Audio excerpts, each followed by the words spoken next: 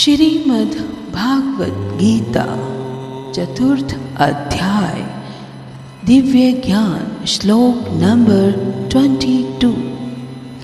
यदृच्छा लाभ संतुष्टः द्वंद्व अतीतः विमत्सरः समः सिद्धौ असिद्धौ च कृत्वा अपि न निबध्यते।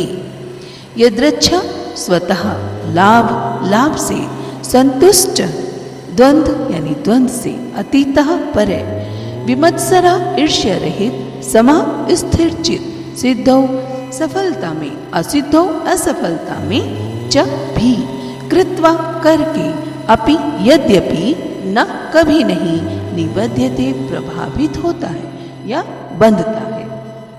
अर्थ क्या? जो स्वतः होने वाले लाभ से संतुष्ट रहता है, जो द्वंद्व से मुक्त है और ईर्ष्या नहीं करता, जो सफलता तथा असफलता दोनों में स्थिर रहता है, वह कर्म करता हुआ भी कभी नहीं बंधता, कभी बंधता नहीं है। तात्पर्य क्या? कृष्ण भावना भावित व्यक्ति अपने शरीर निर्वाह के लिए भी अधिक प्रयास नहीं करता। वह अपने आप होने वाले लाभों से संतुष्ट रहता है। वह न तो मांगता है न उधार लेता है, किंतु यथा सामर्थ्य वह सच्चाई से कर्म करता है और वह अपने श्रम से जो प्राप्त हो जाता है उसी से संतुष्ट रहता है। अतः वह अपनी जीविका के विषय में स्वतंत्र रहता है। वह अन्य किसी की सेवा करके कृष्ण भावना अमृत संबंधी अपनी सेवा में व्यवधान नहीं आने देता, क्योंकि उसका जो पथ है वो सिर्फ कृष्णा कॉन्शियसनेस है। वह अन्य किसी की सेवा करके भगवान संबंधी अपनी सेवा में व्यवधान नहीं आने देता, किंतु भगवान की सेवा के लिए वह संसार की द्वैतता से विचलित हुए बिना कोई भी कर्म कर सकता है। संसार की यह द्वैतता गर्मी सर्दी अथवा सुख दुख के रूप में अनुभव की जाती है। कृष्ण भावना भावित व्यक्ति द्वैतता से परे रहता है, क्योंकि कृष्ण को प्रसन्न करने के लिए वह कोई भी कर्म करने में झिझकता नहीं। अतः वह सफलता अथवा असफलता दोनों में ही संभाव रहता है, एक जैसा रहता है। ये लक्षण तभी दिखते हैं जब कोई दिव्य ज्ञान में पूर्णतया स्थित हो। Shrimad Bhagavat Gita. He who is satisfied with gain which comes of its own accord, who is free from duality and does not envy, who is steady in both success and failure, is never entangled although performing actions.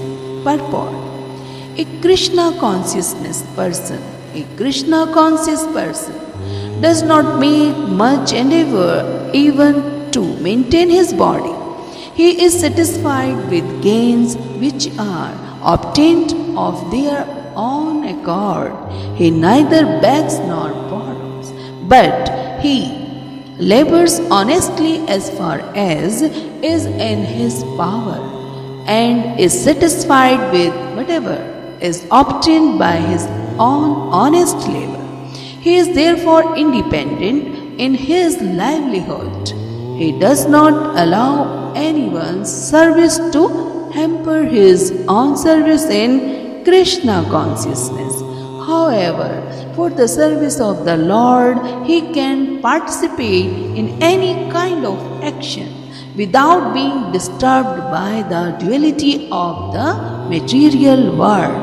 The duality of the material world is felt in terms of heat and cold, or misery and happiness. A Krishna conscious person is above duality because he does not hesitate to act in any way for the satisfaction of Krishna. Therefore, he is steady both in success and in failure. These signs are visible when one is fully in transcendental knowledge. Shrimad Bhagavat Gita.